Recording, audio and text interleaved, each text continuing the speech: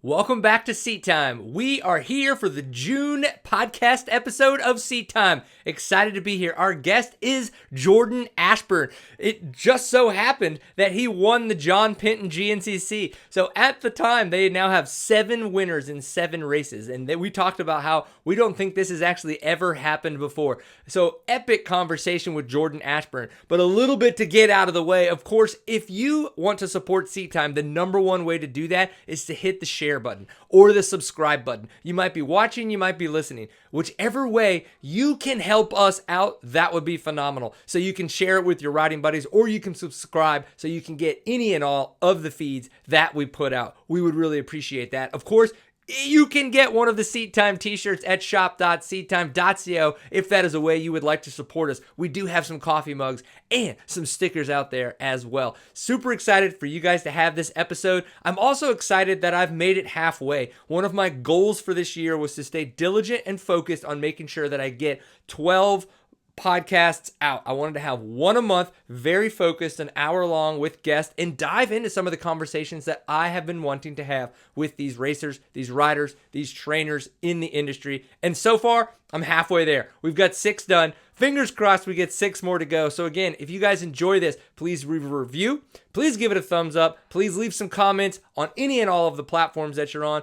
We would really appreciate it. Here is our June episode of the Seat Time Podcast.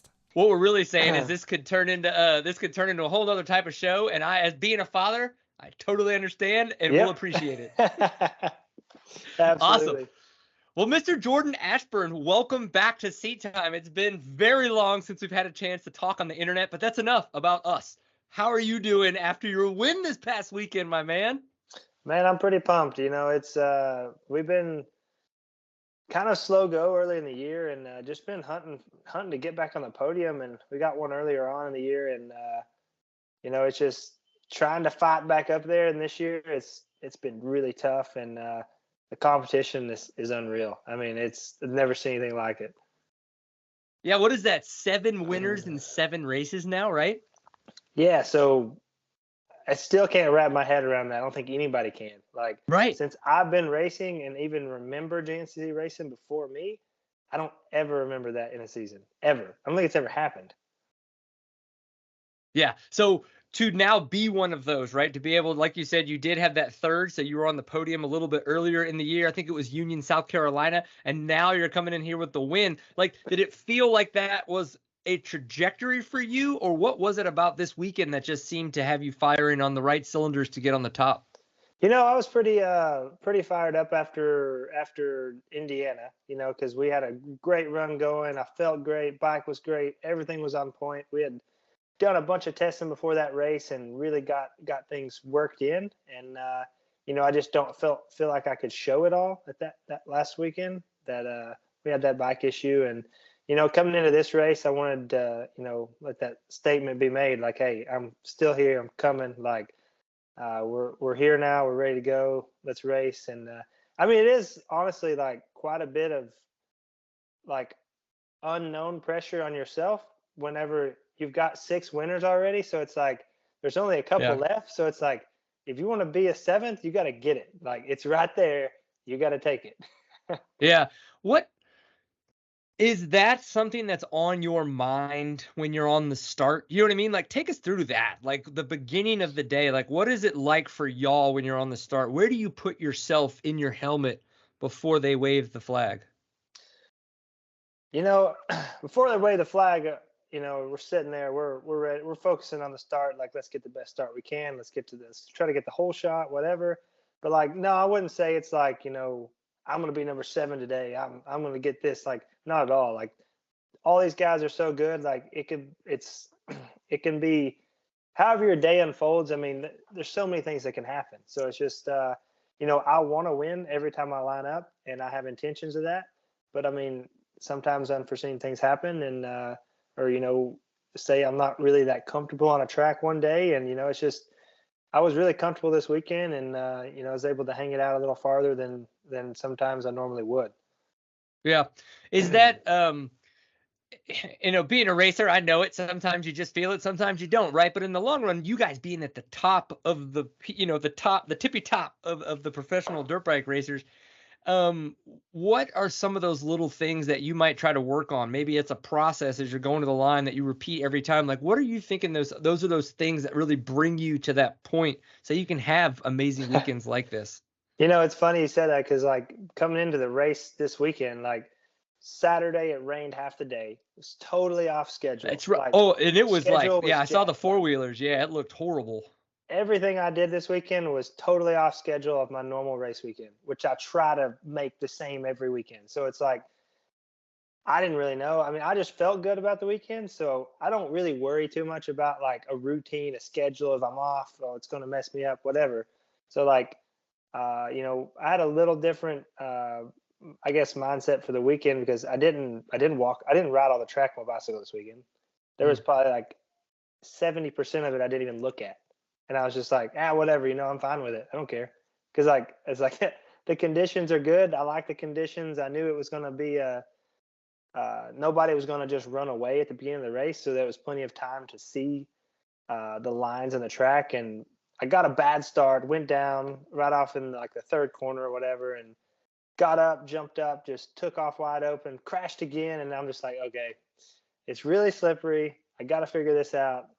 Chill out a little bit, and then I got rolling and just kind of started picking guys off, and I kind of felt like everyone was kind of bottled up a little bit, and I feel like I had more, so I just kind of made a push toward the front. So yeah, it was a little different weekend. Like I said, I mean, I know a lot of guys didn't look at the track, so I mean, we all looked at the Penton section, but we all thought the Penton section wasn't going to be in the track.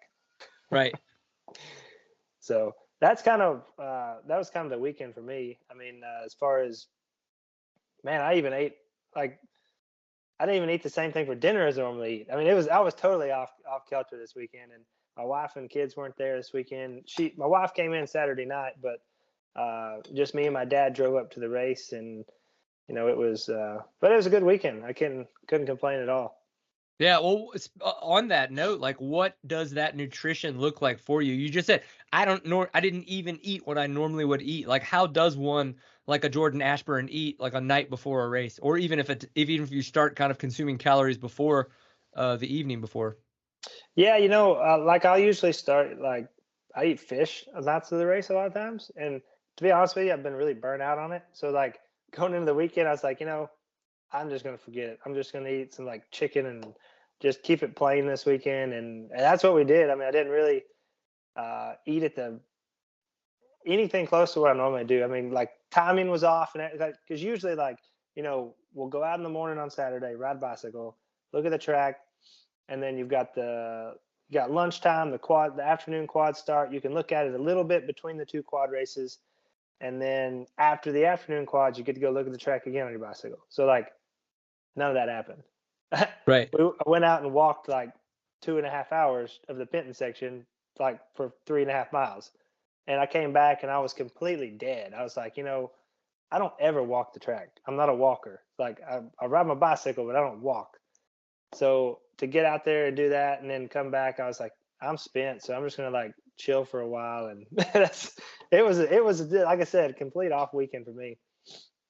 Man, that's nuts. It makes me think a little bit about like sometimes maybe we just need to change it up.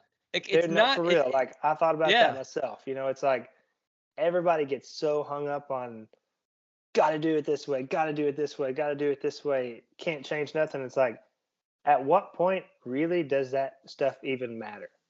Yeah. I don't know.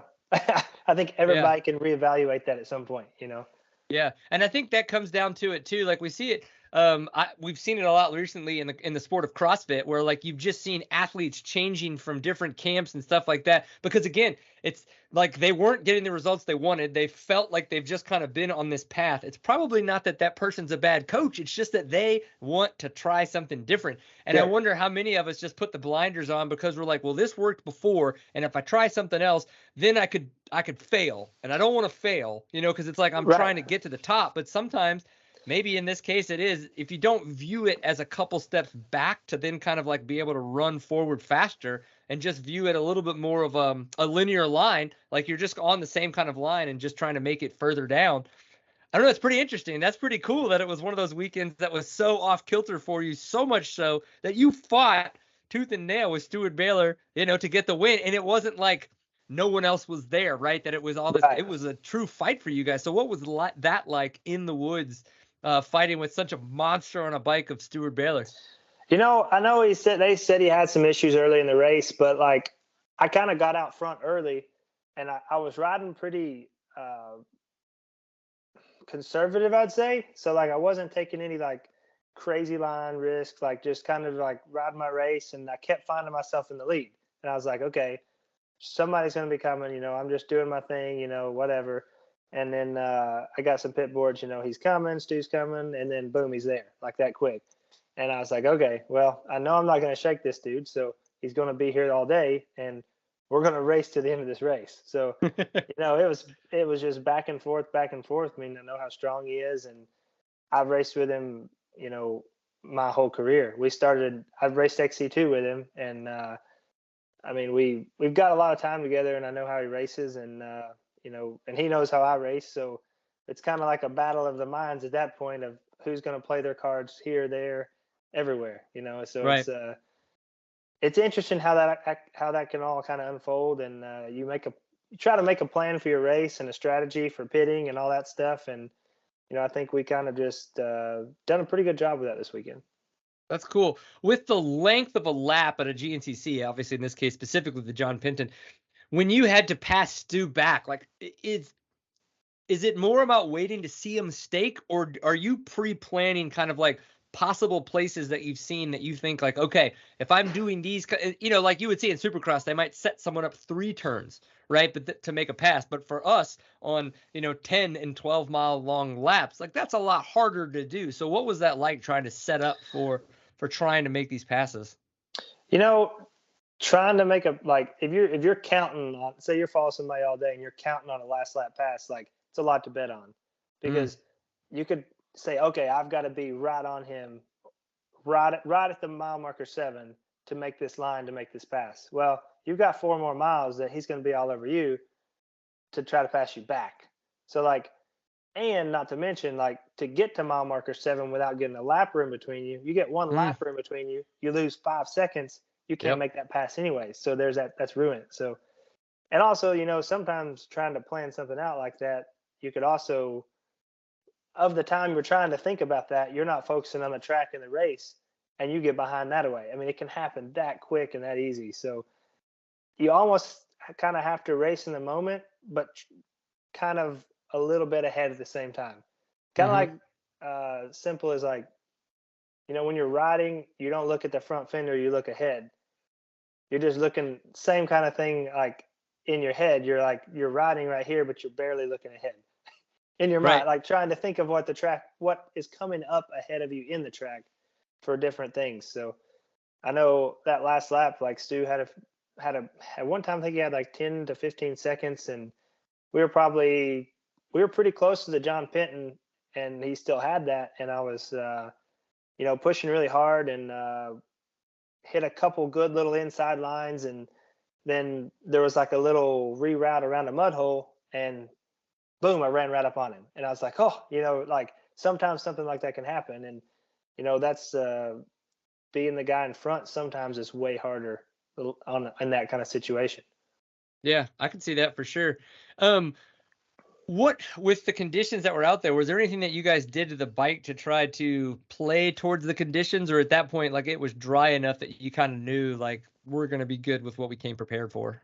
So I pretty well ran exact same setup as I did at the Hoosier, which was kind of similar conditions, just slicker, or this was just like Ohio slick, like clay. So, but yeah, we had some, we put some sag in the bike to kind of account for a little weight, and that's basically all we do to the bike. Just That's interesting. I mean, the bike gets heavy, and I'd say the first 2 laps, the bikes were really heavy, especially nose heavy. Like there was a lot packing under the fender, on the front number plate, under the skid plate, and the bike felt like really heavy on the front. And but the track dried out a bit, the main lines got drier, and then that stuff kind of came off, and everything got a little better balanced, I would say. And yeah, but I'm really picky about that stuff. So when things get to feeling off, yeah, it's tough to adjust to. Oh man, did you we were chatting with Zach Osborne earlier this year, and he mentioned how during Supercross and stuff like that, like when they would get to so many hours on the bike, like they would have torque specs would change for how they would either engine mounts or whatever it was they were doing to the frame. The internet blew up like over that, like in the dirt bike community, the internet blew up, right? Like let's not go crazy. We're not on ABC. I heard or something anything. about that this weekend, actually. Somebody asked me about that. Yeah? Well, what did you say? What are your thoughts? I was like, like Supercross, I get it. Off-road, no way. I don't get it. Like, there's too many inconsistencies of dirt, rock, roots, hard pack, wet, dry, all in one track to be able to feel that difference, to me. Mm-hmm. That's my personal preference. But, I mean, there's so many things that come into play. I feel like you just have, for me, like have to find the best setup as close as I can get it for everything. Right. And that might not be great here, but it's okay here, but it's really good here. So it's like a balanced feel that you're looking for, but that's predictable. Yeah. Yes. Yeah. And it seems weird to say that because you would think that everybody wants that, but then we hear so many stories about so many people chasing a setting. And then it's like, what does that mean? Right? Because again, I'm never going to understand that, right? Like the level that I ride, you know what I mean? No, I totally get the chasing the setting. I've chased that setting for 6 rounds this year, and we got it the last round. I got where I want it to be. And it's not a specific number like clicker deal that matches what I rode before. It's a special feel to the rider, like to me, myself, that I want the bike to feel like. And it's irreplaceable, or nobody's is the same. Nobody can explain it. You have to be able to figure that out yourself. And I think that's what separates the top guys from a lot of other guys. That's cool. That's good insight, man. I really appreciate you sharing all that. Where do you take it from here, right? You got a weekend off, and then you're back June 3rd and 4th, I think, that weekend for another GNCC. Like, how do you take everything that we just talked about, everything that you haven't had a chance to process yet, maybe, and go into it, right? Yeah, it's just I typically like the tracks that when we go north, which is kind of weird because I'm from kind of the south, but the tracks are always a little gnarlier or a little rougher. Not rougher, but like rockier, maybe stuff like that. Kind of more terrain that I'm used to riding where I'm from. And I like those tracks, and I, kind of expect myself to do better at those tracks. So I think we should definitely come in with high expectations and know where we need to be, especially coming from a win this weekend. And, all year, I feel like it's just been putting the pieces of the puzzle together to get to where we're at now. Because, last year we were there pretty regularly, like every weekend, and I want to say we're going to be back there now. So it's just it's been a bit of a challenge to get there, and but I think our team's been able to do it. Well, I think the good thing is now you can walk in, maybe ride in to this next race and realize it's not about the perfect process. It's not about perfection. It's about realizing it's like, listen, I'm here. I'm going to do the best I can with every single moment that I have in time as it leads up to this race starting, and I'm going to give it hell. Like, we're going to have a really good time racing our dirt bike. Yeah, definitely. As I get older in my career, like I feel like going to the races is just, maybe when I was younger, sometimes it's like, oh, kind of dread going this weekend. Like, I enjoy it now. I'm having fun. Like, dirt bikes are fun. Like, it makes you, I've had kids and stuff, and it makes you realize like what I'm doing for a living. I'm racing dirt bikes. I mean, does it really get any cooler than that? So it sounds pretty cool. Yeah. So I mean, like, sometimes during the week and stuff, like I don't have a lot of guys to ride with around here. So it's like it gets lonesome, it gets boring, like you get burned out a little bit. But going to the races is that revamp, and then to know that my process works and can win races is awesome. Because I mean, I've got a total different process than a lot of guys, and it's just, I think it's a cool thing, Yeah. Well, speaking of, like, your program, you've been on all the bikes, right? Like, and now being on the, is it Magna One Husky team, right? Like, Yep. and this is the second year that you've been on that team? Third year. Third year. How did all that come together that you guys have created this team and had so much fun, right? You guys have brought out the old Huskies and now you're kind of on the vintage looking Husky. Like, it seems like you guys are really enjoying this process that you're going through, kind of like having this team, what feels to me like came out of nowhere. And again, I'm in the Central Coast. I don't get to go to all the Yeah. GNCCs, right? You know what I mean? Like, but Yep. that may not be the case. So it seems like you guys have really been having a lot of fun. So one thing you probably don't know is like Magna One, our headquarters is 25 minutes from my house. That makes it easy. Yeah. So uh, the owner, Chris Landers, he came to me in the end of 2020 and was like, "Hey, like, let's go to dinner." I'm like, he's like, "We'll see. We're gonna work something out. We're gonna do a team next year." And I'm like, I don't know about that. Like, I've known him my whole life. Like, grew Right. up with his kids. Like, uh, they grew up bringing his kids to the races when they were little tiny, and traveled with them, and from the time I was a kid. So like, for this to happen, I was like, it's a long shot. I don't know what'll happen or not.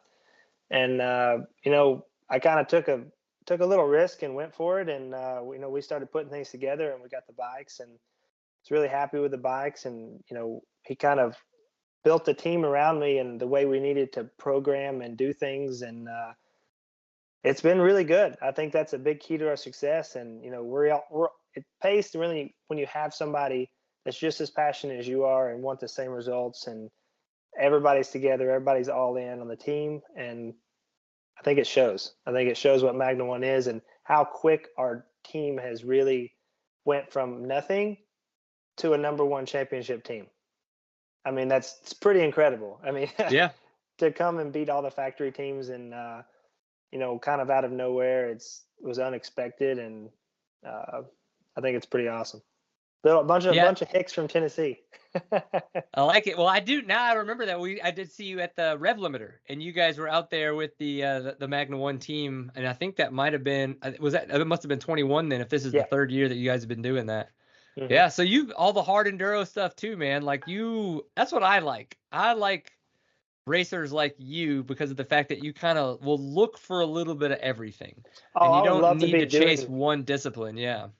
for sure. I would love to be doing some of the hard enduros this year. Roar's coming up this weekend and stuff, but they were kind of early in the year this year, in between GNCCs, and I can't really pull that off. I can't pull off Yeah. a 4 hour plus hard enduro and then go expect to win a GNCC the next weekend.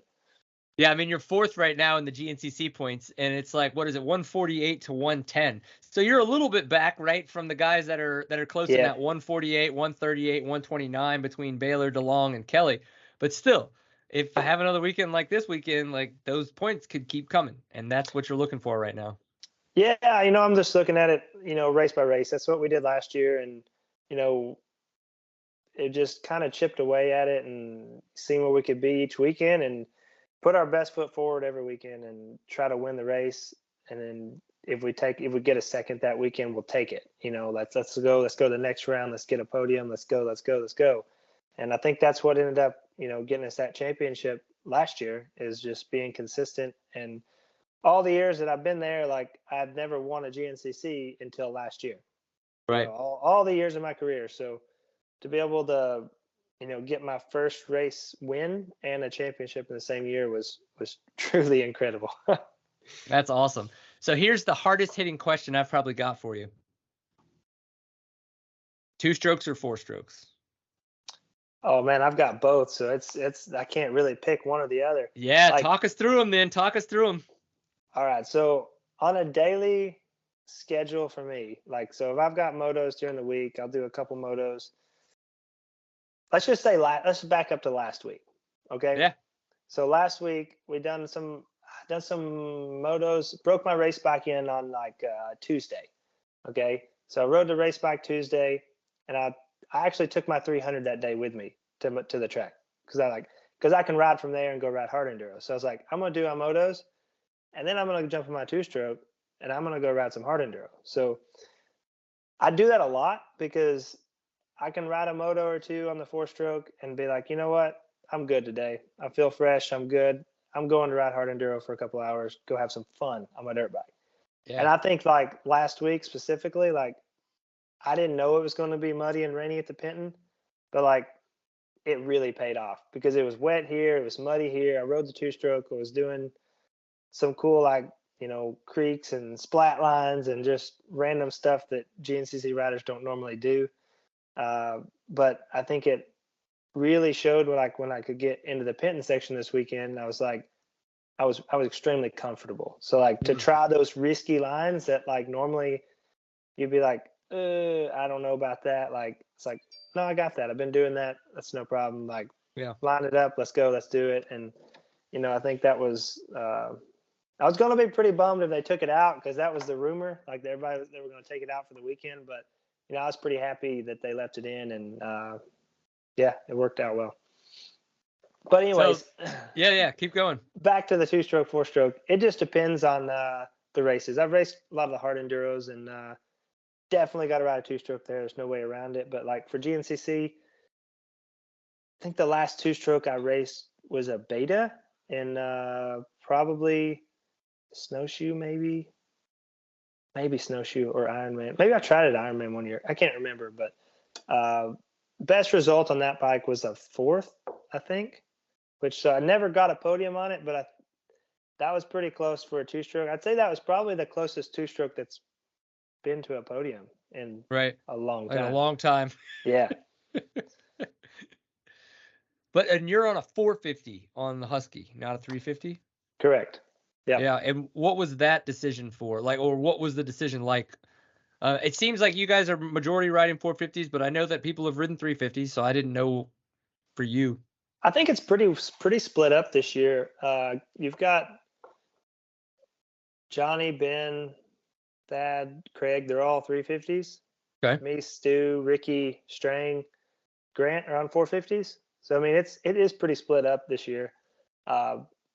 For me personally, like I just feel like the 450 fits my riding style. I like to lever a gear high, and I don't rev the bike a whole lot, and not most generally at least, and try to just keep traction to the ground and keep the bike rolling. And there are times though that I'm like, man, I wish I had a 350 this weekend. This thing's going to be a tank. But like, it's good for me overall. Like, as I was an amateur, like I rode open A multiple years. So, I mean, I grew up young on a 450. So I think that kind of helps me ride those. And it kind of explained why I rode them, because all the years I rode for Yamaha, we always rode 450s as well. So right. It just is, it's kind of weird going back to a 350 because it's like you got to ride the bike harder. You got to rev it more. You got to be aggressive on it. Like, can kind of ride the 450 a little different. Interesting. Yeah, it does. I was talking when we had talked with Andrew Short about it. He even mentioned so much so that the transmission just always felt a little different too on that 350 than a 450. And again, that was Supercross, so vastly different sport when it comes down to all that kinds of stuff. But in the long run, it's very interesting. I always really enjoyed my 350, and I feel like as a 250 rider, I rode those smaller bikes better. But when you mentioned, man, this thing's going to be a tank. Is it just feel heavy, or is it the fact that there's just so much more horsepower underneath you that like leads into then rotational mass as well? I don't think the bike is all that much more. Like, I don't think it's that much more weight, but like, I think it's the mass, the motor, the just behemoth. I don't know. It's just that big of a bike.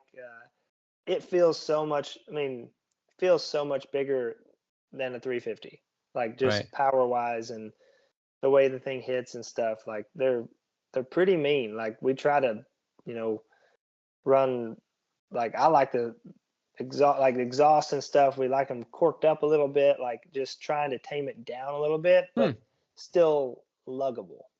Yeah, I feel like I keep hearing that from different 450s. Now, granted, I am just like everybody else. I listen to Pulp MX. I listen to all the, many other motocross podcasts and stuff like that. And it just sounds like so many people are doing things to tame down the power. on a 450. Do you like have any inkling that a 450 is just, again, air quotes, too much motorcycle? That's not a statement. That's a question, right? You know what I mean? Mm-hmm.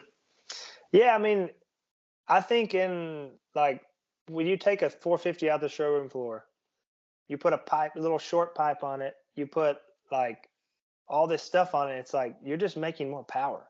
Like you don't need that. Nobody needs that.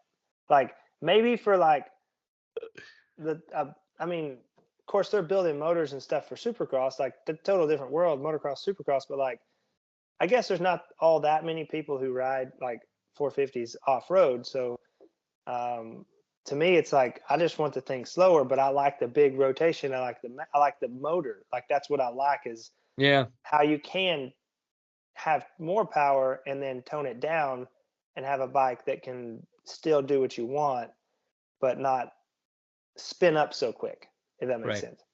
Yeah. No, I think it's an interesting discussion, and I think it's going to be one that keeps coming up, especially after what we saw in the Supercross season this year with so many of the factory riders being out from injury. We keep seeing the tracks deteriorate very quickly now. Now, granted, that is a minutes to laps kind of thing, and there's many aspects to this.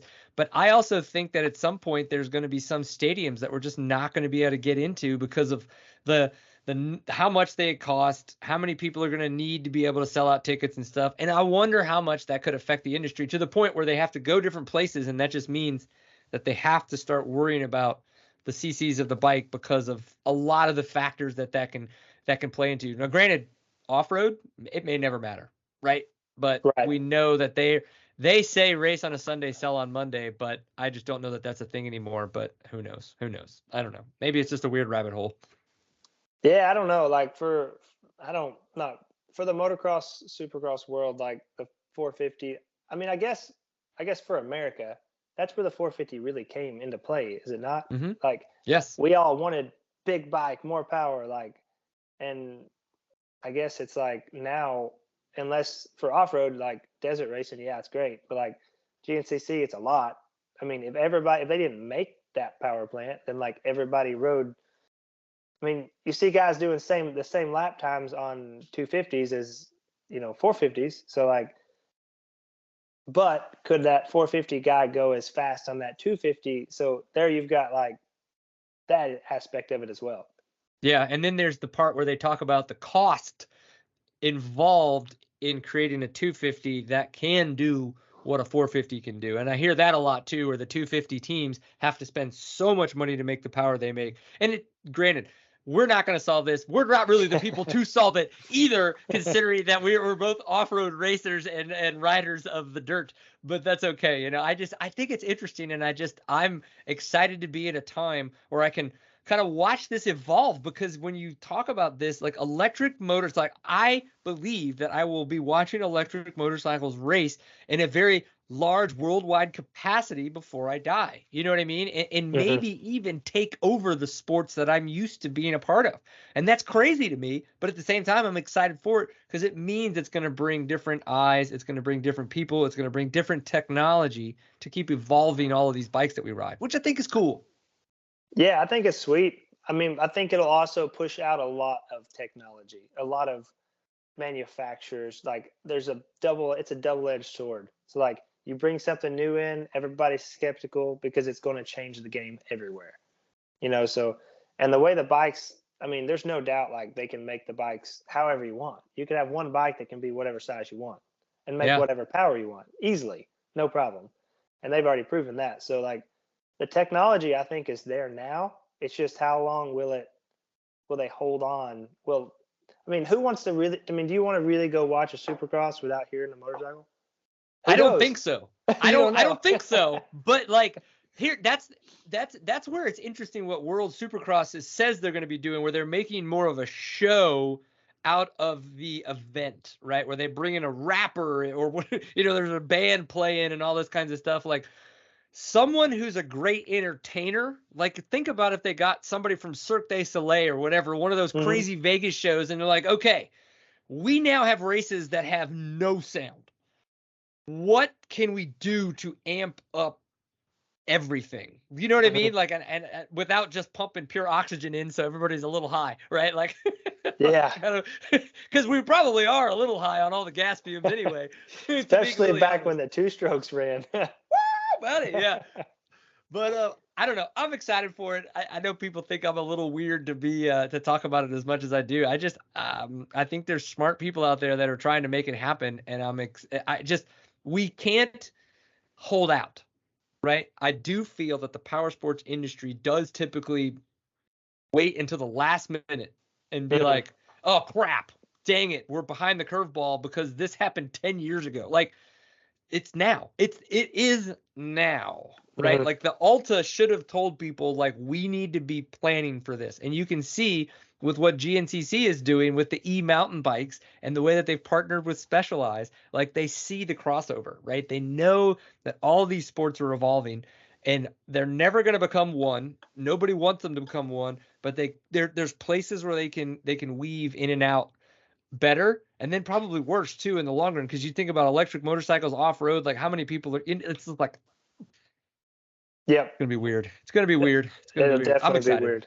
Like that changes all the formats of racing, the time slots, the schedule, like, but it opens up a lot of the venues. Where could you go? You could race in the cities. You could race metropolitan. Like, you could go anywhere because you don't have noise. Yeah, by that point. That's my thing. Have to worry about I think environmentalists, like, tearing up the dirt. You get a progressive city, and you now have a city-run motocross track for electric motorcycles. You know what I mean? And that's what, again, but that takes somebody who's willing to take chances and put themselves on the line and be like, this is gonna be the sport, and I could fail in this venture. You know, but it's not about that. It's not about the millions of dollars I want to try to make. It's about progressing the sport more so than it is anything else. Because the sport don't seem like, to me, it's grown, like, it's kind of the same for the past, well, I mean, since I can remember, past 15, 20 years. Like, it hasn't changed a whole lot. Like, I don't think it's like ramped up or anything. I mean, what do you think? No, I agree. I think obviously the 4-stroke thing is really the biggest thing that happened. And what was that? That was 99 when we started seeing the 400 come out and Doug Henry racing it and stuff like that. And the only reason that happened is because they were like, well, we can't build a faster 2-stroke, but what happens? Oh my gosh, we could build anything up to 500cc 4-stroke. Whoa, shit, let's go make one of those. And they did. And then everybody was like, oh my God, this is it. You know, and so everybody went, but again, because the sport is not very progressive and they just expected this to be a spectacle, no one changed the rules quick enough. You know what I mean? And that's why we have a 450, is because AMA finally was like, whoa, stop. And so that is, you can tell that everybody's afraid of that happening again with the electric motorcycles. And that's why now it's the opposite. Like, everyone is like, no electric motorcycles, because they don't want to lose what we have. And it's not about losing it, it's about what we can gain. You know what I mean? If you kind of, I think, definitely. If you switch your perspective, there's definitely a whole nother crowd that can be tapped into to bring into the sport. Like, you're talking mountain bike, BMX bike, like, of people with the talent that can do stuff on 2 wheels that aren't necessarily interested in a dirt bike that you got to put gas in, and I mean, necessarily go to, like, I mean, something that they don't have to maintenance. You know, you just you don't have to worry about some of the stuff. I don't know. I just think there's definitely opportunity there somewhere. It's just, how does it get done? And is there still a room for gasoline for like gasoline powered motorcycles? Is that still going to be around? Or is that going to be like a vintage thing of the past? You know, that's the nostalgia part of our sport. Like, and I don't like the idea of that. You know what I mean? Like personally, like, I'm like, but it's what I grew up doing, and it's what I love, and it's all the memories I have. But again, just because the sport might evolve that way doesn't mean I lose all of those memories. It doesn't mean that what I have and what I've emotionally felt through it is wrong. Do you know what I mean? Like, and I feel like that's the way a lot of people feel. People feel hurt that they could lose this, and it's like, it's not going anywhere, man. And to your point, like, I like this. I heard this on a podcast and I don't remember, so I can't attribute it to anybody, though I wish I could. They brought up the fact that how many 20-year-olds now are having kids that have never worked on any electric motor?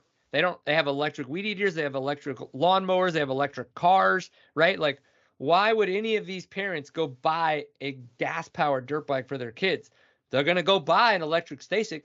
They're going to go buy an electric dirt bike because it's the technology that they know and that they use on the regular. Mm-hmm. Like, they're probably not going to head to YouTube to figure out how to work on a carburetor because they went and bought it this, used $2,000 whatever off of Craigslist. Yeah, that's a complete piece of trash. I mean, that's the spot though. Is like that's got to be figured out is the price point, the brands, the reliability. Like all of those things are going to be big. Like, are they going to be all $5,000 motorcycles? Right. Like a Surron? Like, I mean, is that the avenue it's going to go, or is it going to be more? Which that's like more. I don't know if you've rode one or not. They're like a cross. Like it's kind of like a. I haven't. I really, really, really want to ride one, and it would be so good if they would send me one, which I know they won't, but it would be awesome. Yeah, I mean, I've just played around on one before, and like it's totally different.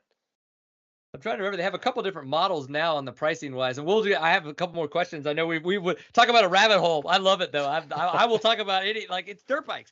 I don't care what anybody says. This is dirt bike conversation, and I'm okay with it.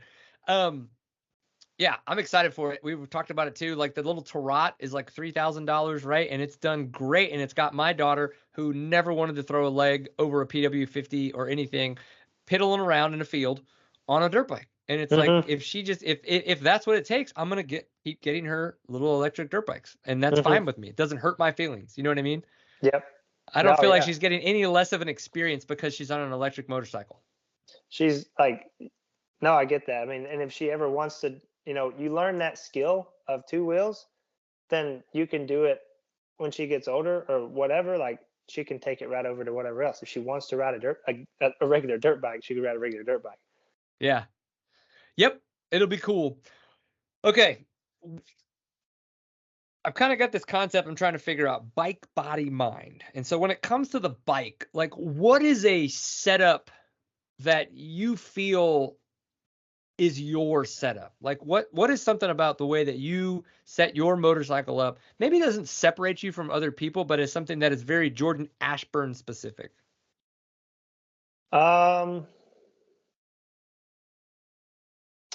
Like something, I run a tall seat, which I'm very like keen on now. That I just picked up the past couple of years. I think that really helped my style a lot and the way I ride. So I'd say that's probably the number one thing. But man, I'm not like crazy, like picky about anything in particular. Like pretty average on the most of like handlebars, levers, stuff like that. I do run like stock levers. Like I don't like nothing like fancy or crazy. Like I like the bike pretty well, like close to stock as possible. Yeah. So what do you feel the tall seat gives you? How tall are you then for others that might be? Tall. I mean, I'm not like, I'm just like 6 foot, but like feel as if I've got long legs, and like for me to hold onto the bike with my knees with a small seat, I feel like my knees are over the top of the seat, and it's like hard to grip the bike, especially under acceleration. So like a tall seat for me helps me, grab a hold of the bike better and keep myself where I need to be position wise. Interesting. But then within that though, you do like let's talk about so in your Husky, you've got the 4 positions, right? The front holes and the rear holes, and then you can flip the clamps. Like how do you like to have your bars positioned with those so that you can then adjust your cockpit with the tall seat?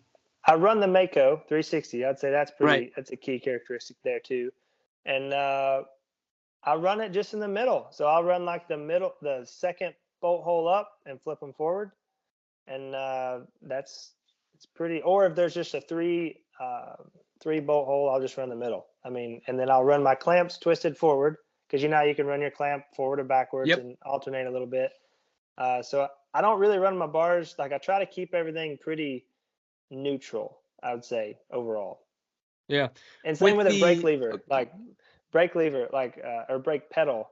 I just like the old style, you put your T handle on it, you level it, like it's good. it should engage a little below. Like I don't run mine really high or anything. Like I don't like to put my foot up. Like to just keep it where I can get to it. And the shifter's kind of annoying because on the Husky, it's like you can't really get it level. It has to be like a notch up. And to get a notch up, you got to pull it really far to click up. And you got to pick your foot up to click it down. But if you put it level, like then it goes down too far.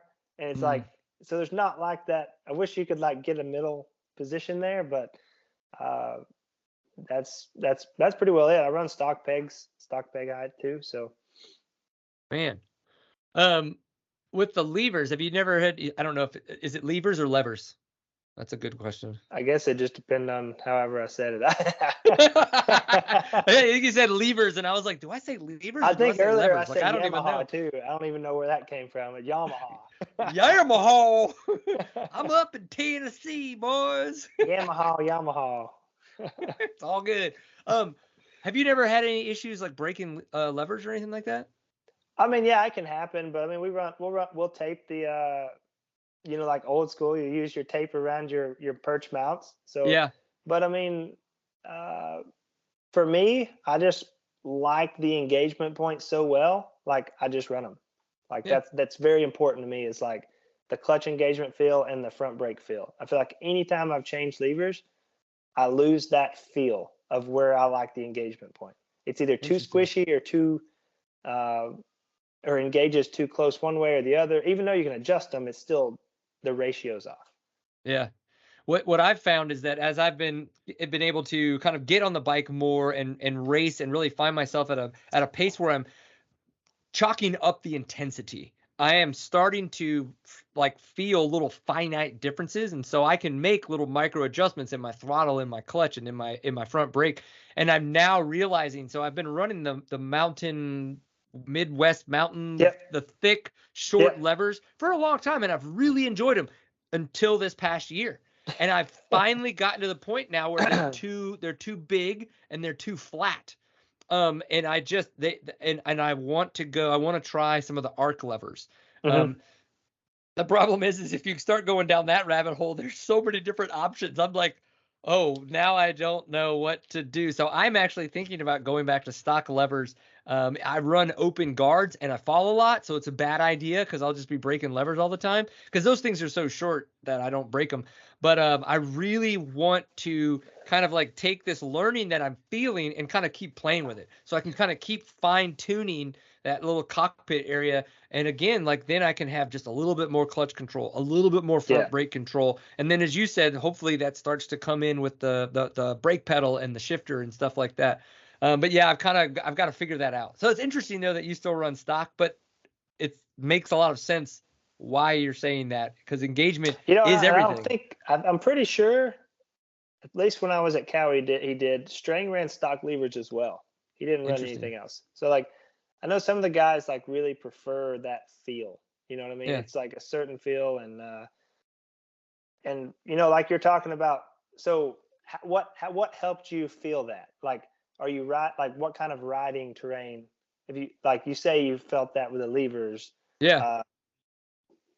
Is it just over time, or like one day you're like, I want to try these and I'm going to put these on and try these? Or was it I got them back in like 18 or 19 and they've just been on the bike. I would just say over the past year, I'm just in a much more aware state of mind.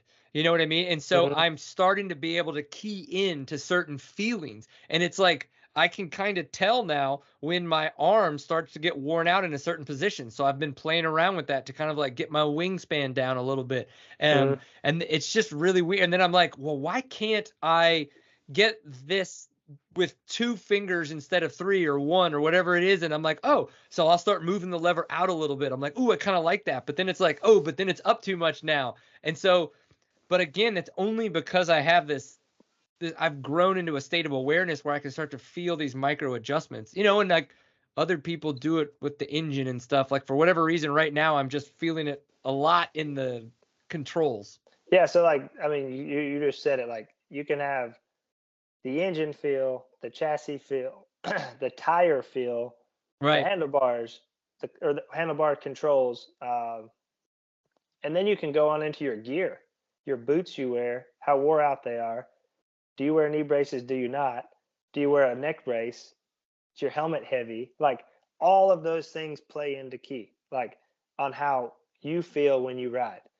And even to like the goggles, how do they fit your head? When your helmet gets mud on it, does it pull it down like over your eyes? Like, does it like, there's just so many weird random things that like you need to be, I need for like to all be right. You know what I mean? Yeah, Like, absolutely. and it all starts, of course, with the bike and you getting the bike the way you need to be. Because for instance, like my Florida GNCC this year, I ended up off. I was doing some testing the week before the race and like just trying. I've been practicing in Florida, you know, all winter, and thought I had my bike pretty good. And I tried some new stuff and I thought it was great. So I'm like, you know, I tested it the week before and then we just tested all week and I'm like, it's perfect. You know, let's go race.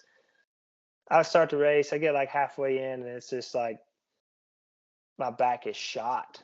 And like I've been riding sand all winter. Like my back should not be shot. And I was tip top shape, everything, you know.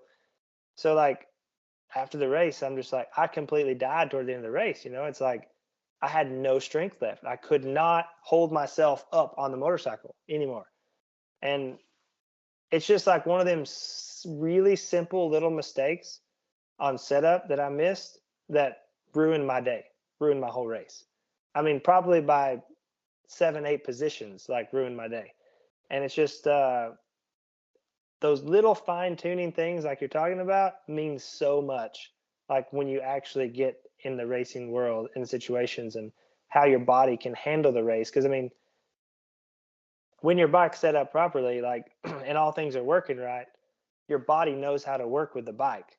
So if one thing's off, you're countering something else, trying to counter this and then that, and you're throwing all your muscles out of rhythm from what they're normally supposed to be doing. And it would just be like me trying to go do I don't do CrossFit anymore. Like if I went now and tried to like power clean something, like probably do like 3 and I probably couldn't move for 5 days or pull a muscle in my back. Like it's same type of deal. It would just totally jack you up. Yeah. Well, what was the thing that you had set up wise that blew out your back? Just having the shock a little too stiff, like initially, and like having the sag a little bit high. And I mean, I'm talking like 3-4 millimeters, like not very much, like just a little mistake that I thought we were good on, and you know, just missed it, just missed the mark. Yeah. Okay, on the body part of things, what is it that about? What does Jordan Ashburn do to kind of focus on his body to get it ready for racing? You know, I did for the early parts of my career, I did a lot of CrossFit and a lot of like gym stuff, and now I do more, you know, cycling, and I'll do a day or so at gym a week. And you know, not the older I've got, some people I hear say like, you know, the older you get, the more you got to work to keep at. Like I feel like I do a little less now, and everything works way better. But in turn, I've also got 2 kids that absolutely wear me out. So I mean, that takes a huge part of it there. So it's like the time I guess I put into training now is more effective than it was. Yeah. I think there's something to what you said about maintaining versus degrading versus building capacity, right? Like, so it is harder as you get older to build up capacity. But if you've spent your years, you know, kind of hedging against sickness by building capacity and then maintaining capacity, that's all you have to do. Like that's all. Like again, not as a racer, not as a top peak person, but just as a human in life. Mm-hmm. You know, as long as you don't get yourself to a point where you have degraded and now you're trying to air quotes catch up or re-strengthen things. Yep. Like all you're doing is maintaining. I'm 43 years old. There's very few times like I personally am trying to bulk up, and so I'm eating a lot of calories, but it's just because I've always been a little guy, and that I want to be Arnold Schwarzenegger. I just want to be bigger, right? And so but that's a conscious choice to try to be bigger. And so to put that muscle on, I have to eat. But in the long run, like, it's again another very conscious and aware decision that I'm making, where most people don't even have the conscious action to just maintain a level of fitness, right? Mm-hmm. And so what happens is you kind of degrade into sickness, right? Because if you don't have fitness, you're going the other way. Yeah. And so I think that that's what's interesting about it. I think and you'll see that a lot too with a lot of athletes that are at the very top, and they're like, oh, I'm fit, I can do whatever I want. And then 2 years after, if they don't even have any capability mentally to maintain, like, it's just goes Yep. off, because we can lose it quick. But again, you don't have to like slam into the gym for 3 hours a day, 6 days a week, to maintain. And I think it's interesting, and it's cool to hear you say that. Yeah, and I feel like if that's something I would still be trying to do at my age, I don't know if I could be doing what I'm doing. Like, it would just wreck you. Like, Yeah. you can only like put so much in you only get so much energy. You know what I mean? So like, you use that energy up during the week training, like you're just kind of like you're kind of like you're not maintaining, you're kind of actually going downhill because you're always feeling bad. You're not ever feeling recovered, and then you're thinking you need to train again. And I've been in that situation before. Like, Yeah. I used to do this bike ride like weekly. It was called Tuesday Worlds, and it was like a road bike race every Tuesday. And like, I'd done it for years because I thought, hey, this is really hard. It's great for me. Well, it was actually wrecking me, like completely wrecking me. And I would never really fully recover for it because I would cycle 2 or 3 days a week and, cycle really hard. And it's crazy what it does to your body and how you have to kind of figure out and I think this is specific, like everybody's body's different. The way you can train, the way you need to train, the way your body reacts to training, and like loading it with certain things. So yeah, I think it's interesting. Yeah, man. Okay, mind, right? How do you handle being a racer in your own head, right? Like, there's so much pressure on us sometimes, and we can beat ourselves up so much in our helmet, right? When we make mistakes, when we're maybe not finishing the way that we thought we should have finished, or, you just won, and then maybe next time the bike breaks, and it's like, now you're like, you know what I mean? Like, how many, and I just kind of wanted to know, like, mindset wise, like, where have you been before? What have you done to get out of it? What have you done to bring yourself up to help other racers out there as we all go through the trials and tribulations of kind of living in our own helmet? Yeah, I try not to let any individual result like bother me, and I think I'm pretty good with that. Like, if we have a bad weekend, like, chalk it up and throw it out. I mean, it's not, you can't dwell upon that. You dwell upon that, you're just going to keep carrying it. So it's a matter of like just keeping it in the short term and then throwing it away. Keeping it in the long term, like knowing what you're supposed to do and knowing what you did and knowing how to do it. And so like, as far as during the race, you can't start thinking about anything during the race besides the race. You've got to focus on the track. You got to focus on what's happening. You start wondering about all the other stuff, like you're going to be a wreck. I mean, there's no way around that. So yeah, I don't know. Like, it's a tough game to play, I guess, with yourself. And I've kind of give advice to other guys before, like, don't beat yourself up about things, because like it's just one race at a time. Like, we have a series, and like, I mean, I could have, we have, and this is one way to look at it. Like, I have 12 races this year that I have to do my very best at every single race. That's how I make a living. Like, that is my job. That's what I do. Like, and you get outsiders put more pressure on you than I put on myself. You know what I mean? I don't really put pressure on myself. I know if I'm riding good and feeling good, how my results are going to be, and I just leave it at the track and let it go. And I think that's a good thing that I can do, because it's really hard to do sometimes. But yeah, I don't know. No, I agree. It is hard. And I think what's even worse is sometimes we don't even realize how much we're beating ourselves up.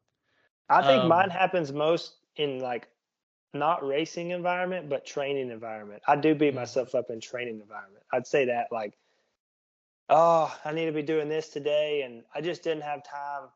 Oh, I can't catch up tomorrow because I got to do this tomorrow, and then I got to do that the next day, and then that can overwhelm you. And sometimes you just have to like scratch that and just try to clear the pad. Like it's not going to kill you. Like you said, like, I have to go back to like what you're saying. We talked about like the mindset of fitness. Like my fitness is there. It doesn't matter. So like you're just maintaining. You miss this, you do that. It's okay. Like it's not going to affect your weekend. right. The way that happens. So but man, so many guys like that, it just destroys them. If that something's not right in the week, it just destroys them. Yeah, I was at the snake. Well, one little story I don't think I've told, and we'll wrap this thing up. I was at the snake bite Hard Enduro, and I had somebody using profanity. I don't mind cursing, but in the long run, I'm not going to say what he was saying towards his bike, right? And in the long run, he's the one who made the mistake, but he's cursing out his bike because as if it's the bike's fault, right? But in reality, like how much energy are we wasting when we do that, right? Mm-hmm. Like, and it's not just physical energy, it's emotional energy, it's mental, right? It's everything about us is just being wasted in screaming into the ether. And I say that because I know that I was always that person. Anytime that I would crash, I'd find myself upside down in a tree and I'd just be running around with like literally not even getting the bike, just pissed off, throwing things. Sometimes I'd take my helmet off and it's like, why does Brian always do this? This is such a Brian mistake. Like you're such a piece of, and I would just beat myself up for what? For a mistake. That's what it is. It's Mm-hmm. only a mistake. And if you realize that it's like, you know what? All I can do now is get up and keep going. Well, get up and do that. That's where we need to put our energy, right? Like, and if we just live Like in our erase helmet, that part of it and then right? just put it into the get going part, and you just saved yourself energy, time, of everything. You know what I mean? Yeah. Like put that all behind you and just go. Like I had a stupid mistake like that this weekend. It's like was coming down one of these rocky creeks into the Penton section and just placed my wheel wrong, went straight over the bars. Like right in front of everybody. I'm just like, whatever. Like, just drag the bike, just go. You gotta go. Like you can't got time to really think about all that stupidness that happens. Yeah.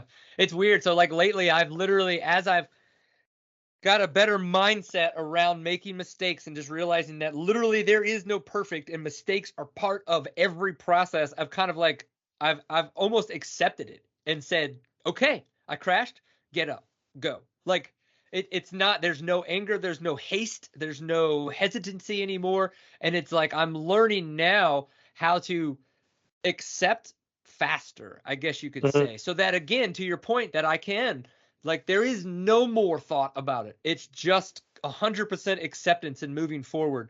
And then again, as we like to fine tune these little things, I can just fine tune that part of that process. So if I do have a mistake and I crash, which is going to happen, as you just said, a professional racer going over the handlebars, like it's like, boom, hit the ground. That sucks. Okay, get up and go.